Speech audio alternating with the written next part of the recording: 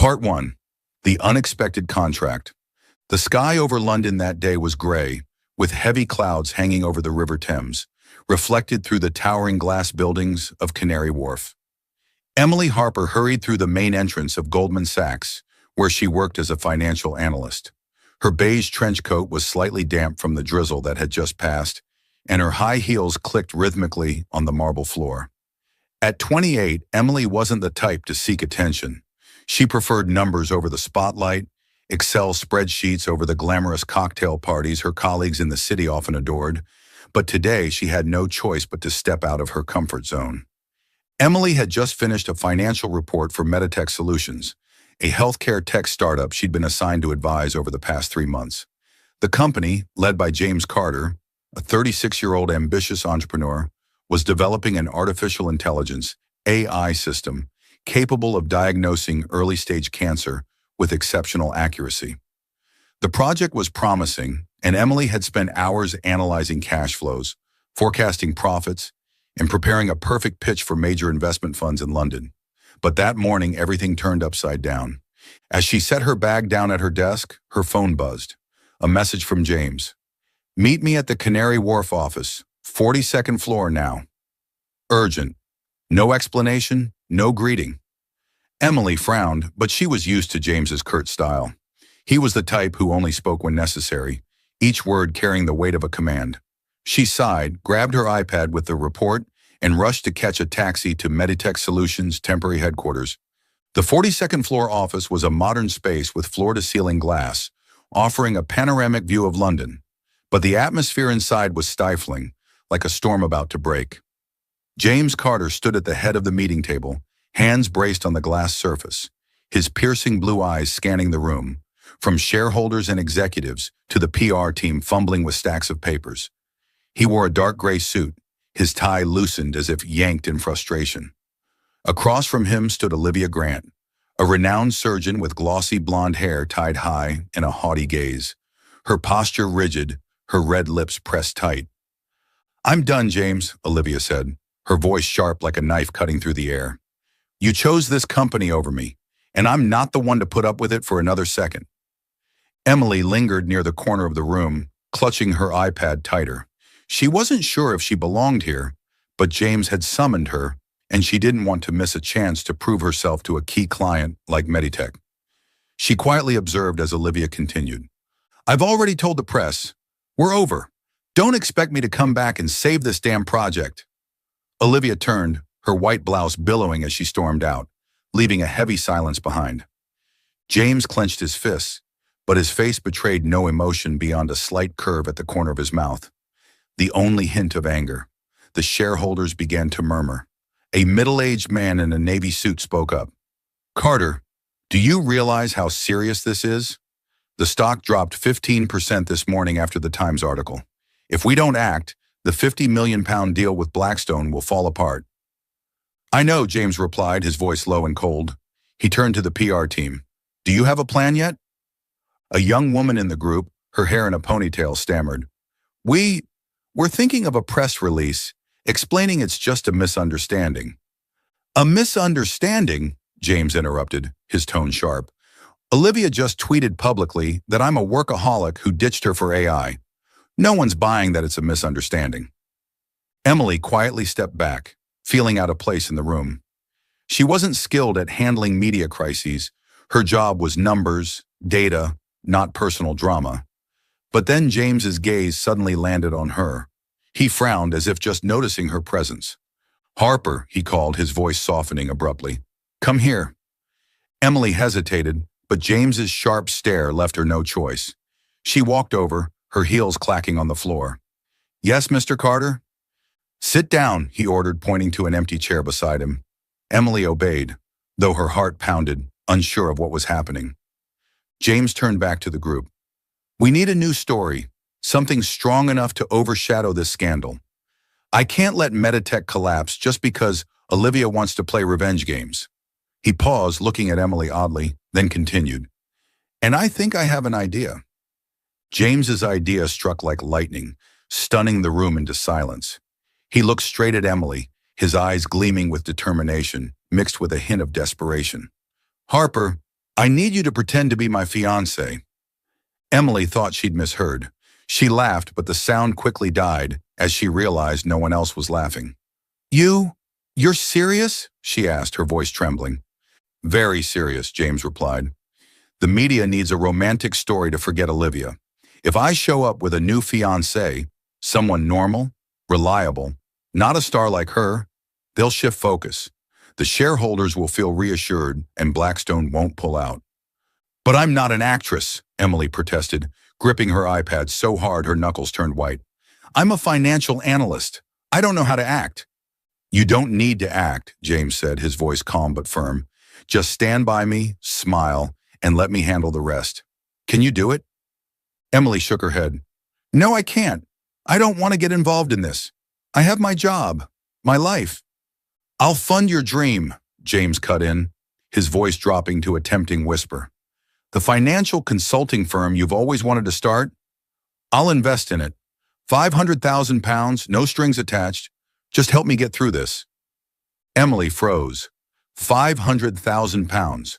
It was the amount she dreamed of to launch her own company, to escape the long days at the bank working for someone else's vision. But the cost was a lie big enough to swallow her whole. I need time to think, she said weakly. There's no time, James replied. The press conference is tonight at the Savoy Hotel. I need an answer now. The room fell silent, all eyes on Emily. She felt suffocated, as if the air in the office was being drained. She thought of her small flat in Camden, the late nights working on her unformed dream, and then looked at James, the man she'd admired from afar for his talent and vision. There was something in his eyes, not just arrogance or desperation, but a fragile spark of hope he was placing in her. Okay, she whispered, hardly believing herself. I'll do it. James nodded, not smiling, but his shoulders relaxed slightly. Good. Get ready. We have 4 hours. The Savoy Hotel sat on the Strand, a symbol of London luxury with its marble columns and dazzling chandeliers. As Emily stepped into the grand lobby, she felt out of place in the simple black dress the PR team had hastily picked for her. James stood beside her, in a fresh suit, adjusting his tie with absolute focus. He said little, only gesturing for her to follow as the press room doors opened. Camera flashes burst relentlessly, the clicking of shutters like a small storm. Dozens of reporters from BBC, The Guardian, and Financial Times filled the room, their eyes alight with curiosity. Emily stood stiffly, clutching the hem of her dress, but James placed a hand on her back. Not a tender gesture, but a way to keep her steady. Ladies and gentlemen, James began, his voice resonating through the microphone, deep and authoritative. I know there's been a lot of rumor about my personal life today. I'm here to set things straight. Olivia and I parted amicably, and I deeply value her contributions to Meditech Solutions. But today I want to introduce the real woman in my life, Emily Harper, my fiancée. Murmurs spread through the room. Emily felt her face heat up as James pulled her closer, his arms circling her waist with a naturalness that startled her. She forced a smile, though her lips trembled. We kept our relationship private because Emily doesn't like attention, James continued, his voice smooth as a rehearsed script. But now it's time to go public. And to prove our commitment, I'm announcing that we'll be married within a month. The press room erupted. Questions flew like rain. Who is Ms. Harper? How did they meet? Is this a PR stunt? James answered deftly, while Emily nodded and smiled when prompted. She didn't know how she got through it, but when the last light dimmed, she nearly collapsed. James caught her arm, his voice low. You did great, Harper. Now it begins. Emily looked at him, her heart pounding with worry and something hard to name. Begins what? Our marriage, James replied, his eyes flashing with a mix of confidence and unease. Welcome to my world. Emily left the Savoy with a chaotic mind, confused by the lies she just joined, anxious about what lay ahead, and slightly curious about James Carter, a man she'd only known through numbers and reports. As for James, though outwardly tough, inside he bore the crushing pressure of his career and the sting of Olivia's rejection. He didn't want to admit it, but Emily's presence had brought a small ray of light into his storm. Welcome to Soul Stories, Life can feel overwhelming, but here we share heartfelt stories to bring you peace, joy, and inspiration. Your support, every comment, like, and follow means the world to us. It fuels our passion to create more meaningful and uplifting stories just for you. Did our latest story touch your heart? Drop an "I am happy" in the comments if it resonated with you. Join our community of kindness, love, and positivity by subscribing today. Let's make every day a little brighter, together. Part 2, Fake Marriage, Conflict and Understanding. The Chelsea apartment owned by James Carter sat on a quiet street, far from the bustle of central London. With large glass windows overlooking the Thames sparkling with lights, its minimalist yet luxurious interior, gray leather sofa, glass table, and an abstract painting on the wall, was a place Emily Harper never imagined she'd set foot in, let alone live in.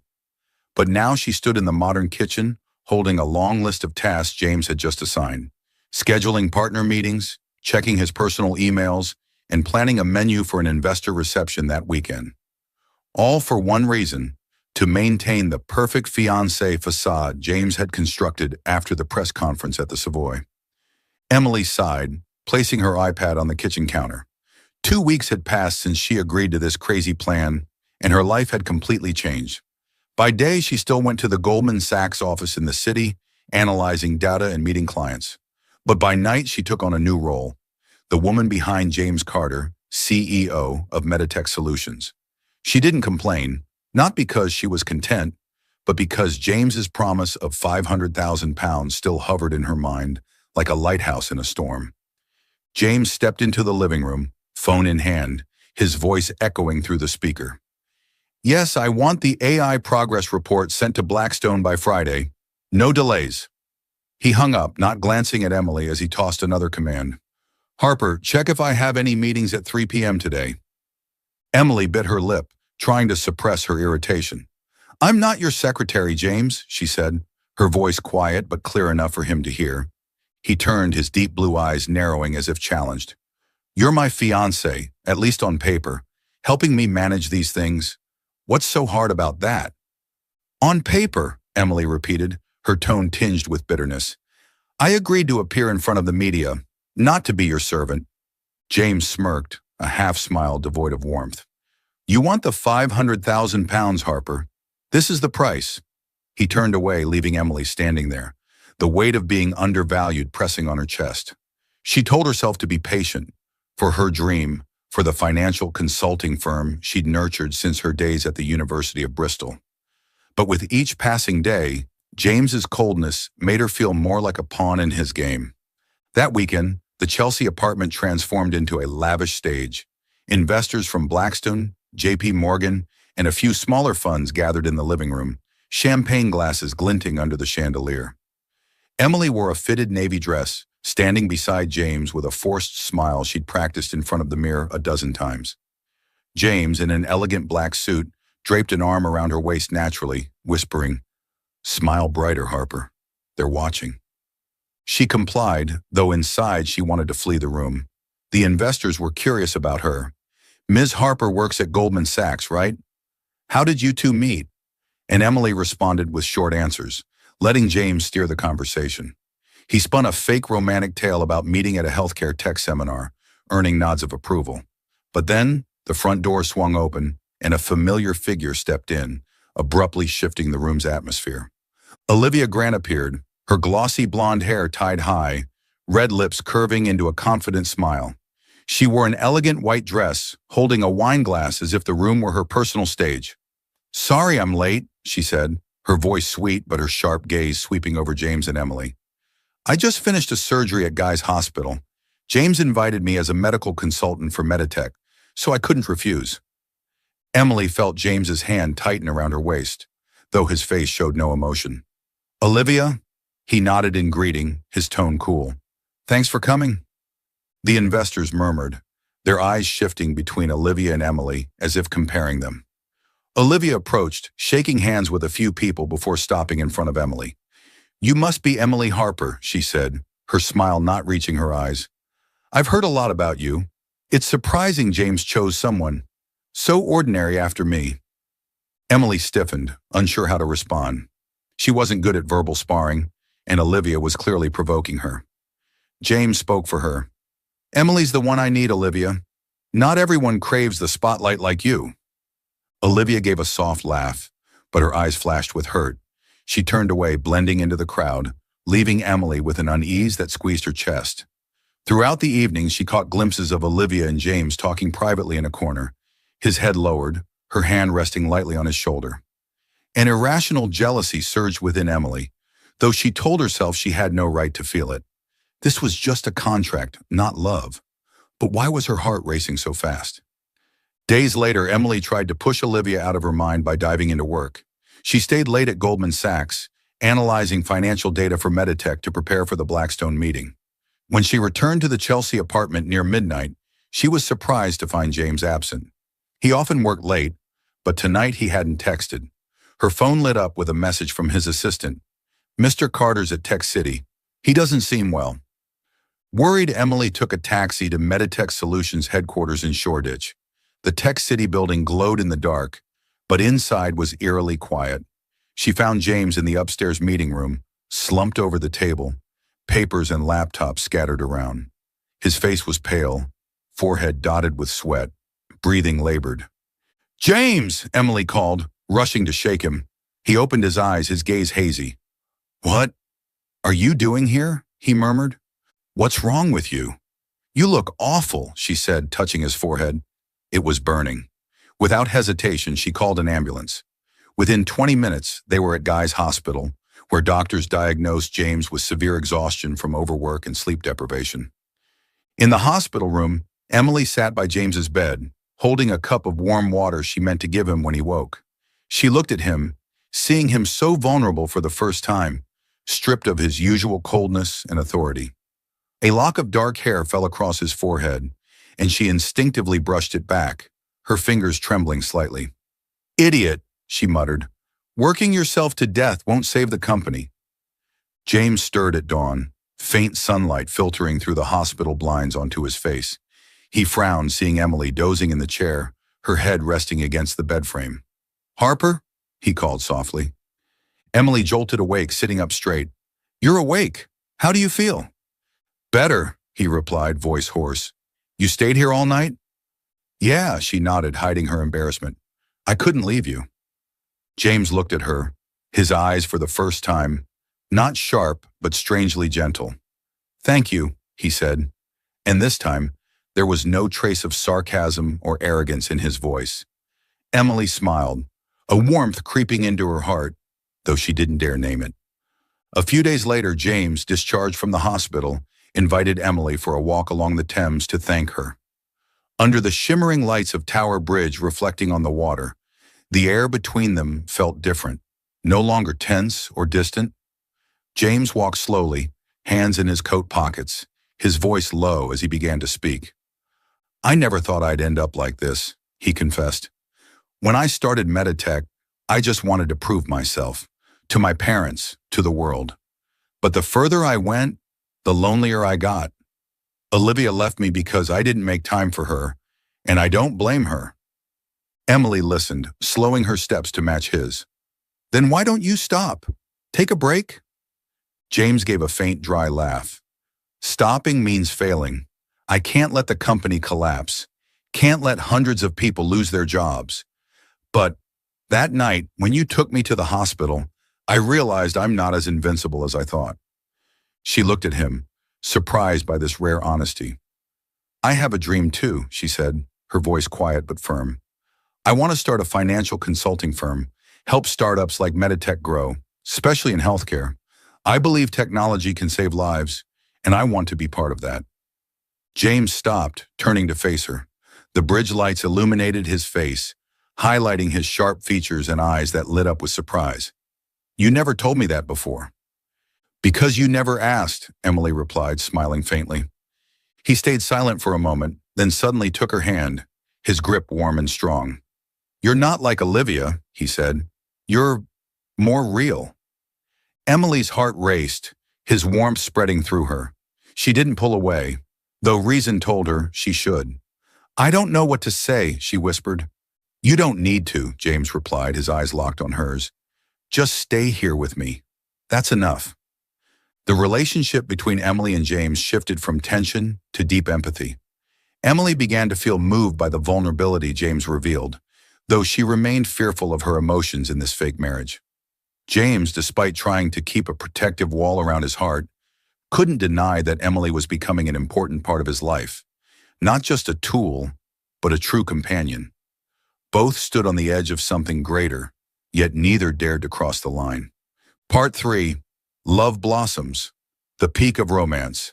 Edinburgh in late autumn carried a languid beauty, its ancient cobblestone streets blanketed with fallen golden leaves, the chilly air filled with the scent of rain.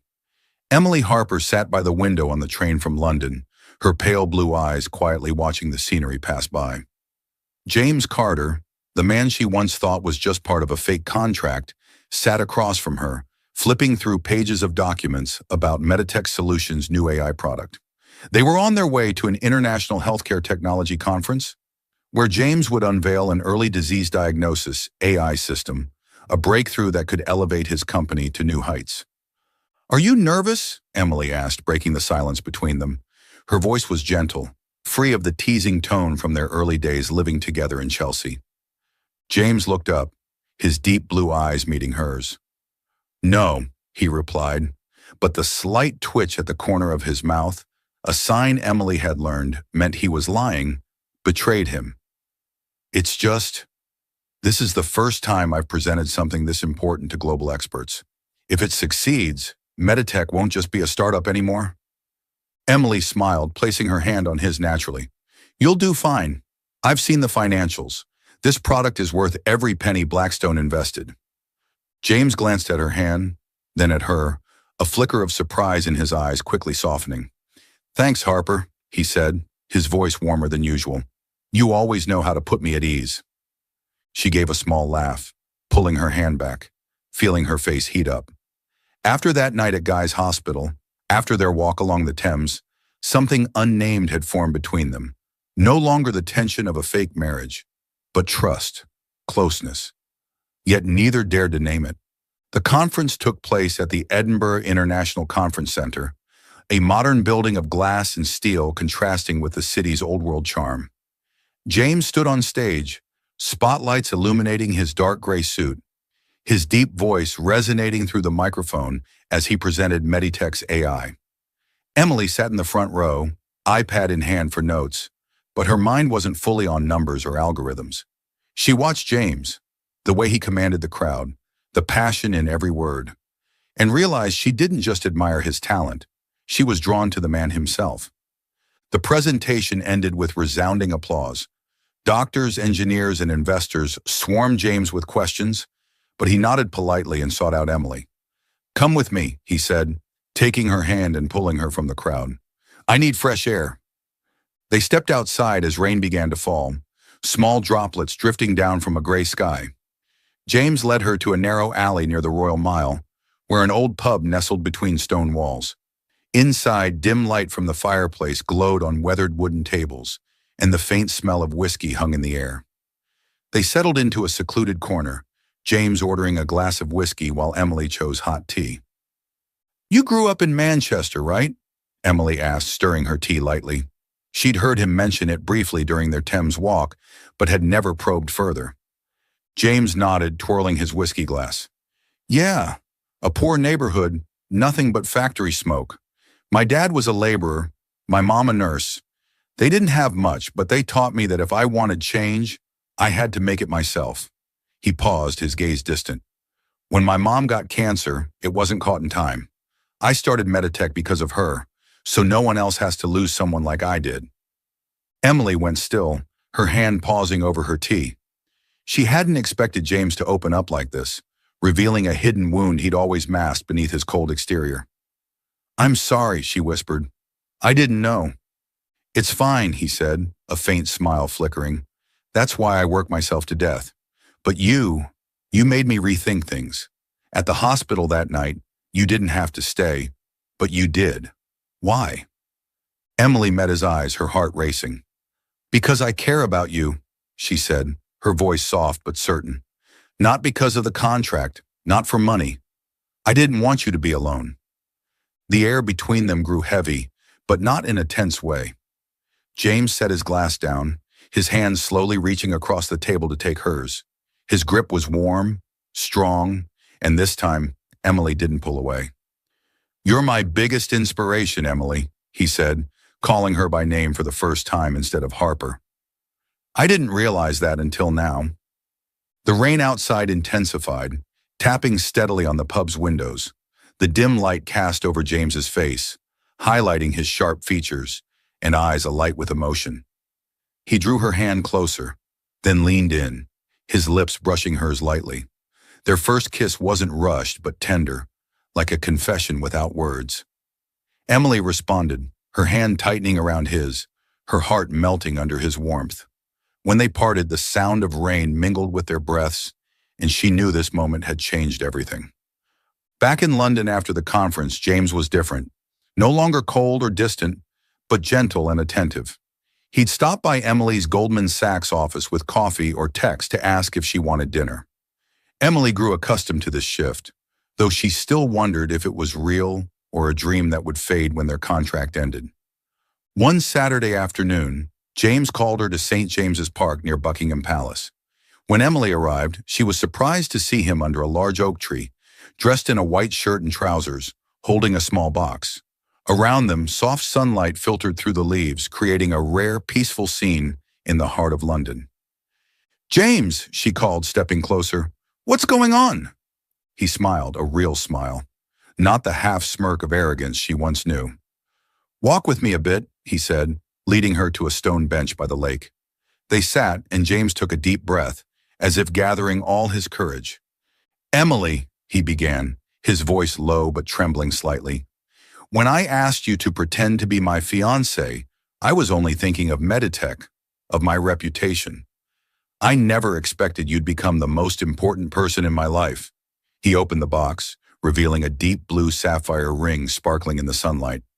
"This isn't a contract, not pressure from anyone.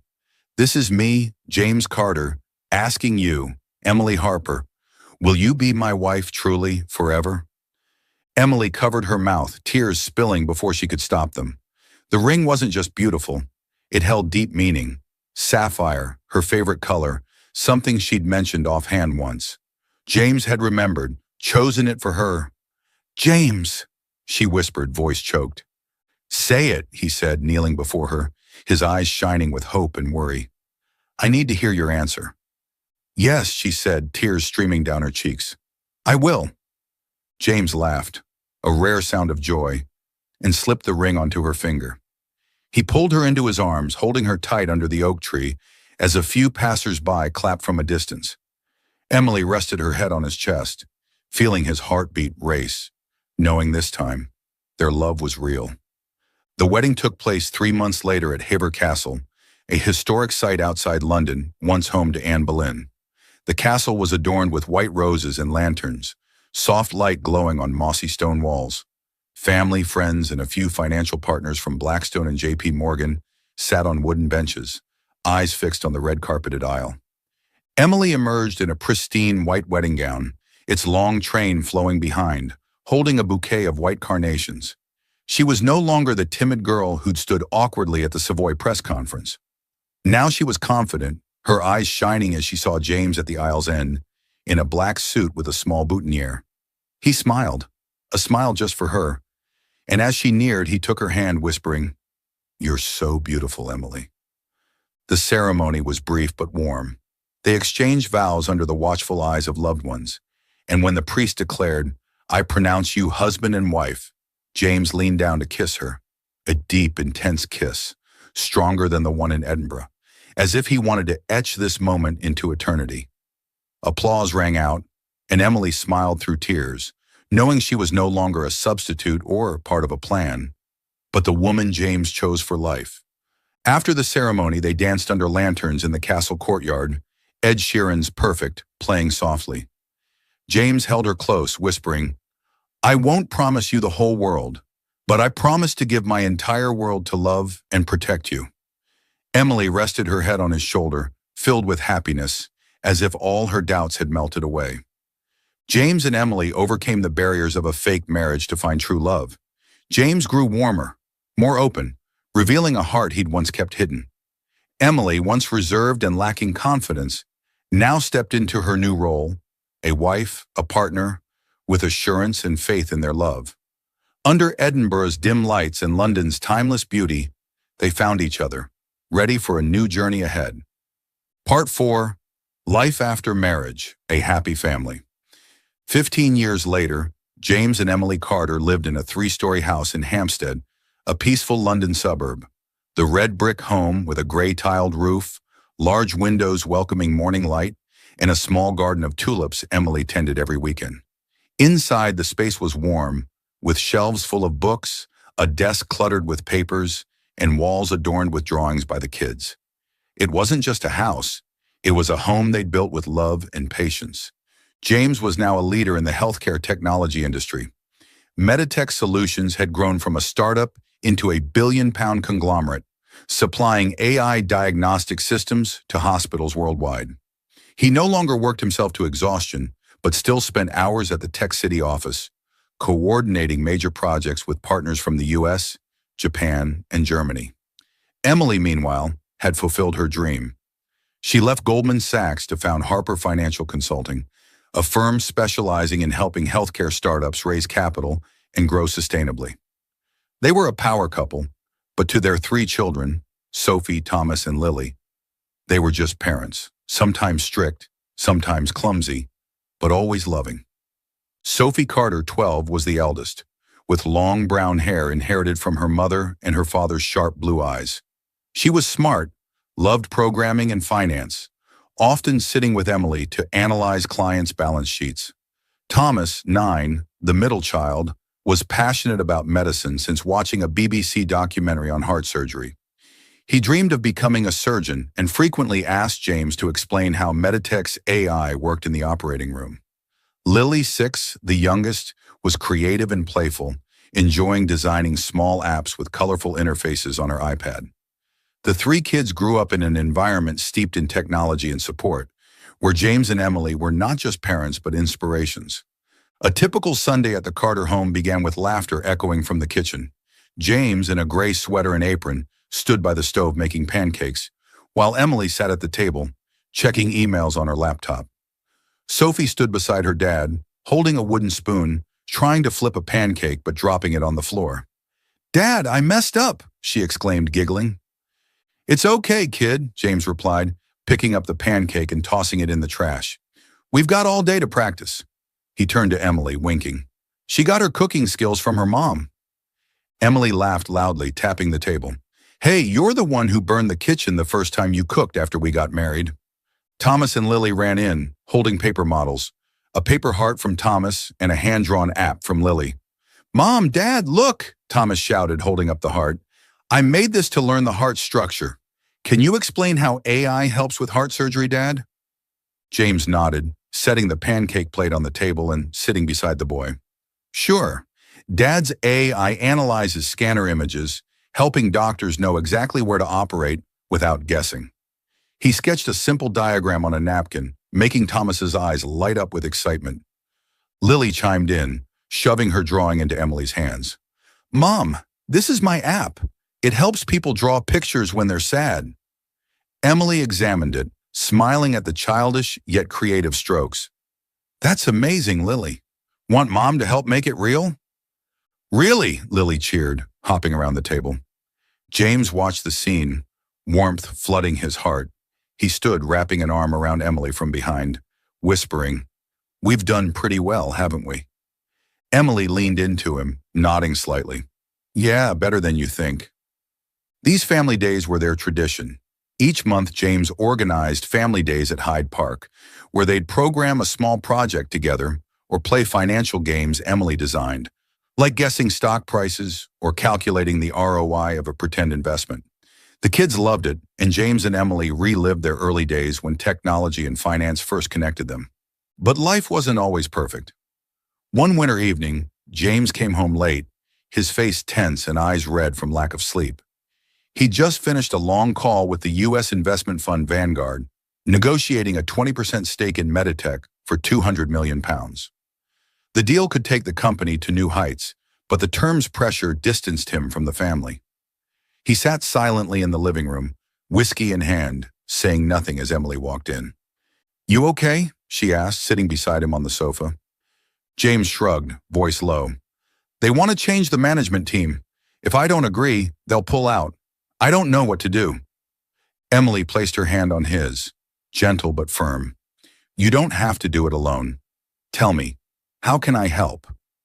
He turned to her, a hint of exhaustion in his eyes. "You've done enough, Emily.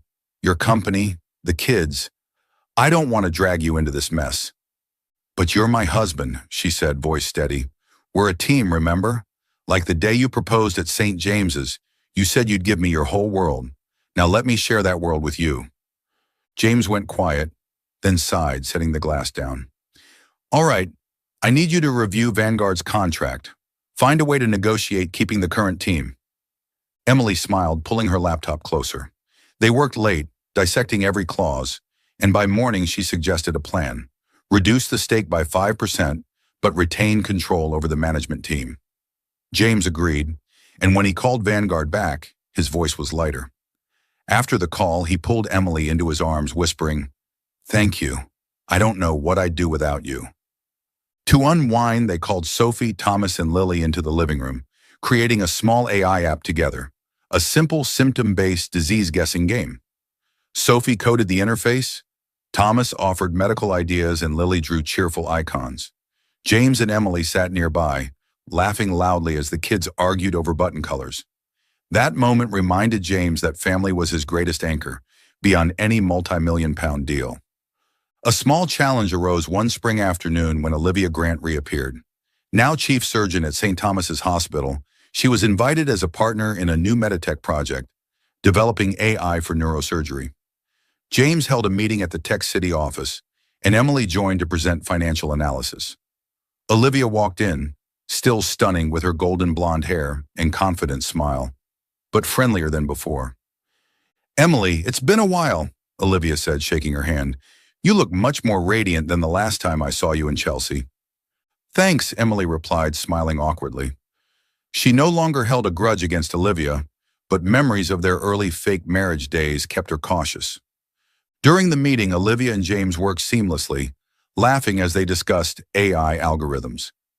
Emily sat beside them, taking notes, but a twinge of jealousy stirred as she saw James laugh freely with Olivia, a smile she'd once worked hard to earn. As the meeting ended, Olivia patted James's shoulder, saying, "We're still a good team, aren't we?" James nodded, and Emily felt her heart tighten. That night, she was quieter than usual at dinner with the family. James noticed, pulling her onto the balcony after the kids went to bed.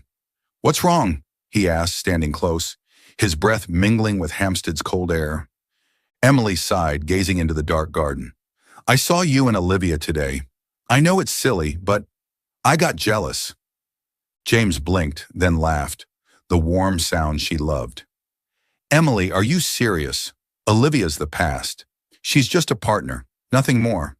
The one I love is you, the one who's been with me through everything, from Guy's hospital to sleepless nights with the kids." She looked at him, her gaze softening. "I just don't want to lose you." "Never," he said, taking her hand. "To prove it, we're going to Paris this weekend. The whole family. No work, no Olivia, just us." The Paris trip was the perfect remedy.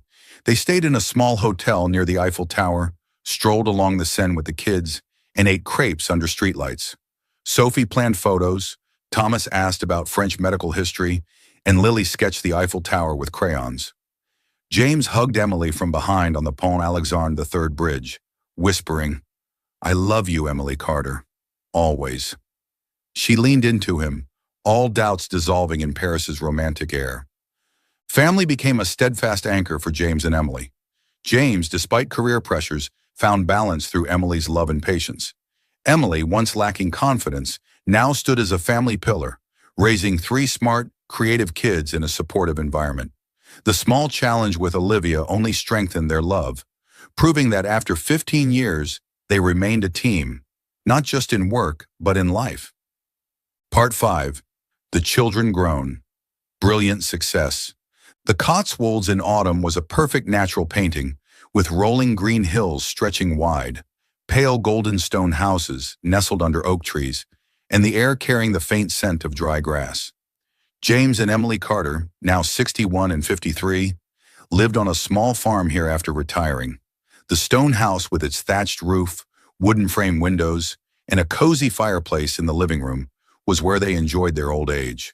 Far from London's hectic pace, James, once a leader in healthcare technology with Meditech Solutions, now spent his time growing vegetables in the garden and reading history books. Emily, the founder of Harper Financial Consulting, liked sitting by the window with a cup of tea, gazing at the fields and reflecting on their life's journey. But their greatest joy wasn't the Cotswolds' tranquility. It was their three children, Sophie, Thomas, and Lily, now grown, each carrying a piece of their parents' legacy to forge their own success. 25 years after turning a fake contract into real love, James and Emily looked proudly at their children, who not only inherited their talents, but expanded the vision they once dreamed of in finance, healthcare, and technology. Sophie Carter, at 37, was the eldest daughter, with long brown hair tied high and the confident demeanor of a CEO. She ran HealthFin Solutions, a fintech company based in the city London, specializing in financial apps for healthcare, from managing hospital budgets to raising funds for medical research. Sophie inherited Emily's sharp intelligence and James's determination, but she also had a warm heart, always seeking ways to use technology to aid the community. One winter evening, as James and Emily sat by the Cotswolds fireplace, Sophie called from London. "Mom, Dad, I just won the Outstanding Young Entrepreneur Award from Financial Times." Her voice rang through the speaker, brimming with excitement. "They praised my new app. It helps small hospitals calculate treatment costs so no one's turned away for lack of money." Emily set her teacup down, her eyes lighting up. "Sophie, you've made me so proud. Do you remember the first time you analyzed a balance sheet with me? You were only 12 and already spotted an error in Meditech's report." Sophie laughed heartily over the phone. "I learned from you, Mom, but Dad helped too. Those programming days with him at Hyde Park gave me the idea for this." James, sitting beside Emily, smiled, but his eyes grew misty. "You did great, Sophie," he said, voice hoarse. "I never thought I'd see the day you'd turn our dreams into reality like this." After the call, Emily hugged James, knowing Sophie hadn't just followed in her footsteps, but broadened their vision of finance and healthcare. Thomas Carter, 34, was the middle child, with tousled black hair and the focused gaze of a surgeon. He worked at St. Thomas's Hospital in London, renowned for his AI-assisted heart surgery techniques, a field he inherited from James's technological legacy. Thomas grew up with Meditech stories, dreaming since childhood of standing in an operating room, using technology to save lives as James had dreamed when his mother died of cancer. That summer, Thomas drove from London to the Cotswolds to visit his parents, bringing a small box. As he entered, James and Emily were at the kitchen table, enjoying a pie Emily had baked. "Mom, Dad, I've got something to show you," Thomas said, setting the box down and opening it. Inside was an International Medical Award, a gold medal engraved with his name. "I was honored for my AI heart surgery technique," he explained, voice low but proud. "It cuts surgery time by 30% and boosts survival rates to 95%. I couldn't have done it without Dad's Meditech." James stood, stepping forward to hug Thomas tightly, tears streaming down his cheeks, a rarity for the man who once hid his emotions. "Son," he whispered, "I lost my mom because we didn't have this technology. Now you're using it to save others. I couldn't ask for more." Emily stood nearby, wiping tears, smiling. "You're more like your dad than you think, Thomas. Both stubborn, but both wanting to change the world." Thomas grinned, hugging them both, and in that moment, James felt his legacy live on through his son. Lily Carter, 31, was the youngest, with short hair streaked with green highlights and a creative style all her own. She founded MindBloom, a tech startup designing mental health support apps, valued at millions of pounds just 3 years after launch. Lily's app used AI to analyze emotions through voice and text, suggesting relaxation exercises or connecting users to experts when needed. She inherited creativity from both James and Emily, but brought a fresh perspective, focusing on the human mind rather than the body. One afternoon, Lily appeared at Tech City to host a workshop inspiring the next generation. Though retired, James and Emily drove from the Cotswolds to London to watch their daughter shine. In a packed auditorium, Lily stood on stage, wearing a green blazer and holding a microphone, her voice ringing out. "I grew up with parents who pioneered technology and finance. They taught me technology isn't just code, it's a way to touch lives. Mindbloom was born because I want people to feel heard."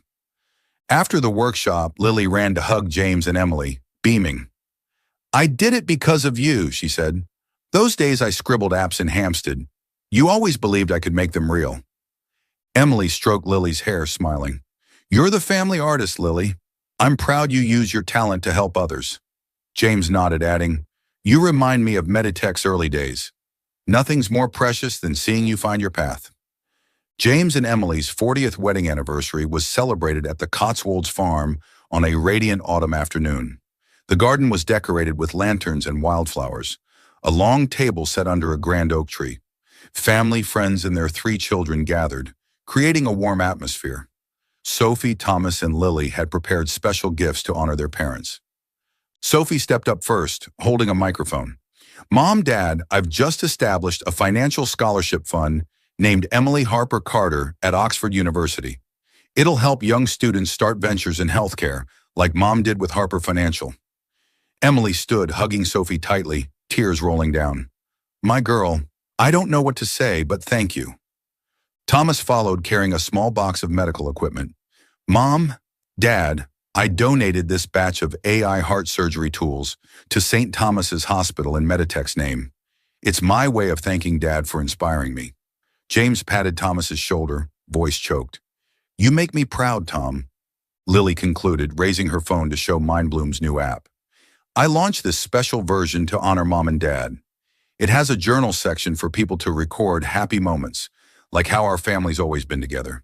She ran to hug James and Emily, all 3 laughing in each other's arms. As the sun set, a golden-orange glow blanketed the Cotswolds. The family sat around the table, retelling old stories, from the fake Savoy press conference, the rainy Edinburgh night, to programming days at Hyde Park. James took Emily's hand, leading her to a garden corner where they stood under fading light. "One hasty decision gave me this whole world," he said, voice warm and low, gazing deep into her eyes. "Thank you, Emily, for agreeing to step into my life." Emily smiled, squeezing his hand. "Thank you for making it a beautiful journey." She rested her head on his shoulder, knowing their love and perseverance had built a legacy, not just through Meditech or Harper Financial, but through Sophie, Thomas, and Lily, people changing the world in their own ways. Sophie, Thomas, and Lily's success was a living testament to James and Emily's love and vision. From a fake marriage, they'd forged a strong family where each child inherited and expanded their parents' legacy. Now content in old age, James and Emily found their greatest joy in their children's growth and contributions, and in a lasting love that overcame every challenge. Under the Cotswolds sunset, they held each other, satisfied with a life full of meaning. Thank you for following this heartfelt story of Soul Stories channel. Share your thoughts about the story in the comments below. If you believe that true love can withstand all trials and sometimes begins in the simplest of ways, don't forget to hit the like button and share this story with your friends. To never miss out on touching and meaningful stories, subscribe to our channel and help us spread messages of love and warmth to everyone. Let's cherish the beautiful moments of life and love together.